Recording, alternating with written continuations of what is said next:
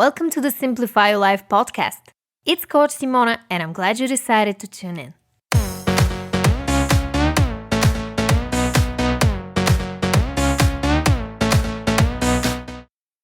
Hey everyone!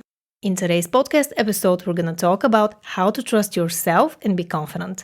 And I will share with you 5 tips on how to develop self-trust. If you're new here, welcome. I'm Simona, certified life coach and author of the book 111 Ways to Simplify Your Life. I make weekly podcast episodes on personal development. So if that's something that you're interested in, make sure to subscribe. Now, before we get into my 5 tips on how to trust yourself and be confident, I want to thank you for joining me for the live masterclass last week. It was so much fun, and I'm so excited to start the program with all the founding members of my signature online program, The Queen Within. I know that spots filled quickly, so you may be frustrated that you couldn't get in, but I can promise you one thing. Next time I launch it, there won't be just a few spots available, and you will be able to join 100%. Now, let's get into my first tip on how to develop self-trust. Find the root cause for not trusting yourself. Not trusting yourself always comes from past trauma. So in order to get to the practical tips, we need to start with the root cause first. A few years back, I went to a psychologist and I told her about my fear of heights that I wanted to work on. She told me with a big smile on her face, "You just don't trust yourself." While I didn't become her client, a few years down the road, I had the exact same realization. I didn't trust myself. In my case, I was too anxious and disconnected from my body, and I identified too much with my thoughts. For you, the reason for not trusting yourself may be different. You may have experienced abuse in your childhood and couldn't defend yourself, so you internalize the belief that you don't deserve your own trust. Another possible reason for not trusting yourself may be growing up in a codependent family. When all decisions someone makes influence all other parties to the point of changing their lives, it may be a sign that these relationships are not healthy. Many codependent parents involve themselves into their children's lives to the point of telling them what to wear, where to go, and what to do.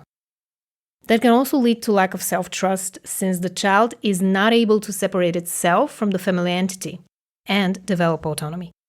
If codependency is something you would like to work on, watch my video on how to overcome codependency at youtube.com/coachsimona. Now, I wanted to help you get a step further. So here are some introspective questions you can ask yourself to determine the root cause for not trusting yourself. Number 1, what does self-trust mean to me? 2, have I experienced judgment or criticism when I tried to voice my opinion as a child? 3, did someone tell me frequently that I was wrong or bad? 4, did I get punished for doing what I thought was right? 5, were my views of the world different from those of other people?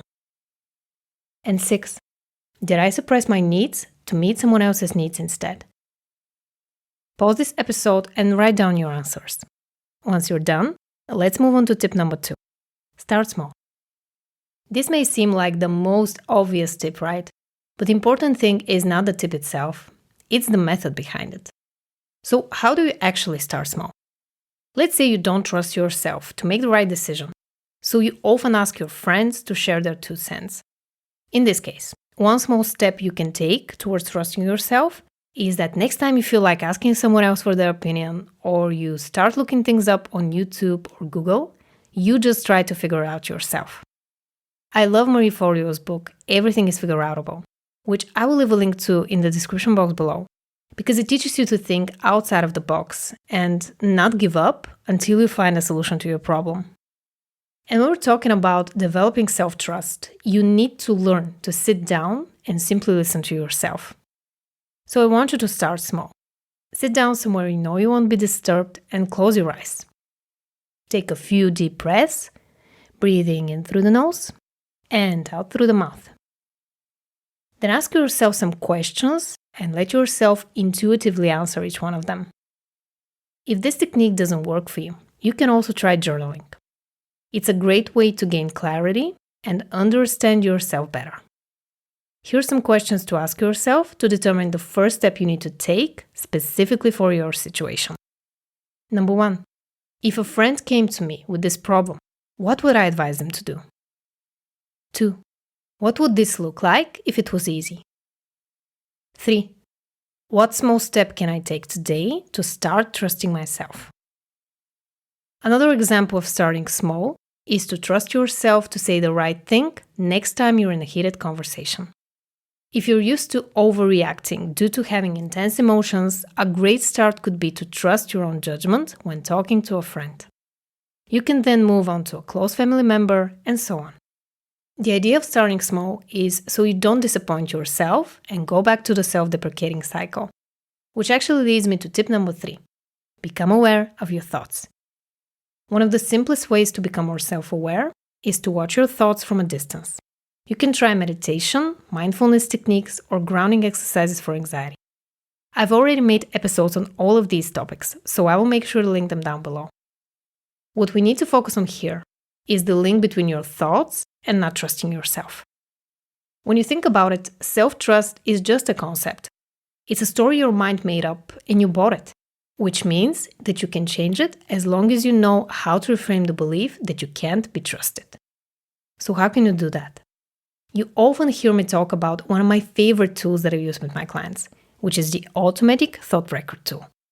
It's all about tracking the link between your thoughts, emotions, and behaviors so that you can reframe the beliefs that no longer serve you. I made a free copy of it, so you can download it by clicking the first link in the description box below or visiting bit.ly/thoughtrecordtool. But for the purposes of this episode, let's see how that would look like in the case of not trusting yourself. You may be having thoughts like, I can't do this. I need someone else to tell me what to do. I won't make it on my own. This could lead to all sorts of emotions: sadness, frustration, fear, maybe even anger. And the behaviors you engage in may be binging Netflix, eating junk food, or constantly consuming content to alleviate the pain of not trusting yourself. Whatever it is for you, I want you to go to bit.ly/thoughtrecordtool, download the free cheat sheet, and fill it in so you can start the process of healing yourself. Once you're aware of the behaviors that you engage in, you can move on to the last step of reframing your mindset, which is to choose alternative behavior. In this case, next time you feel sad, frustrated, or angry, you may decide to sit down with these feelings and let the sensations pass through your body. The more aware you become of your thoughts and catch them while they haven't led to negative emotions, the easier it will be to start trusting yourself. Tip number 4 is to get into your body. This is another no-brainer, but let's explore some ways you can get out of your head and into your body fast.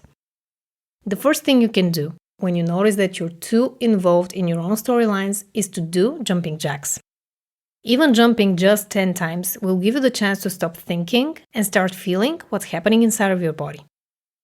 Another great way to get out of your head and into your body is the 5-4-3-2-1 technique. Here's what it is and how you can try it for yourself.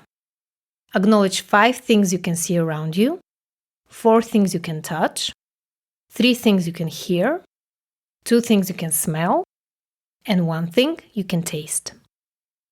The third way to get out of your head and into your body is to simply dance. And this one needs no explanation. Right about now you might be thinking, okay, Simona, but what does dancing have to do with trusting yourself?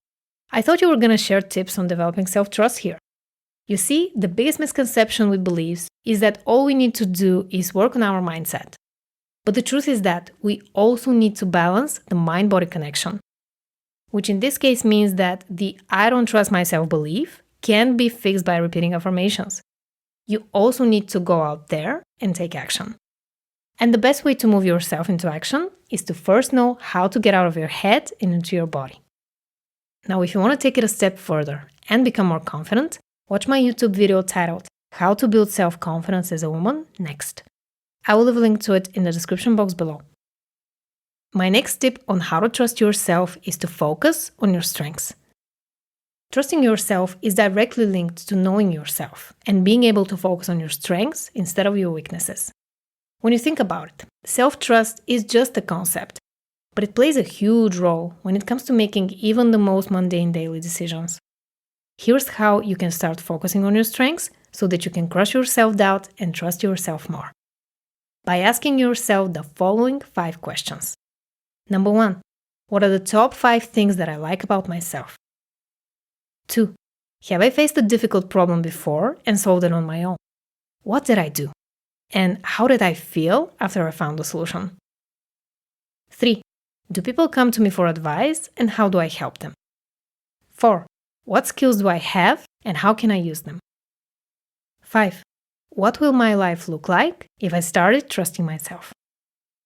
These questions are just the tip of the iceberg, but I think they're a good start when it comes to focusing on your strengths and taking the first step towards developing self-trust. Let me know in the comments below which one of these 5 tips resonated with you the most. Thank you so much for listening. If you found this episode helpful, please like it and subscribe to my channel if you don't want to miss out on my weekly podcast episodes. I'm sending you all my love, and I'll talk to you in the next one.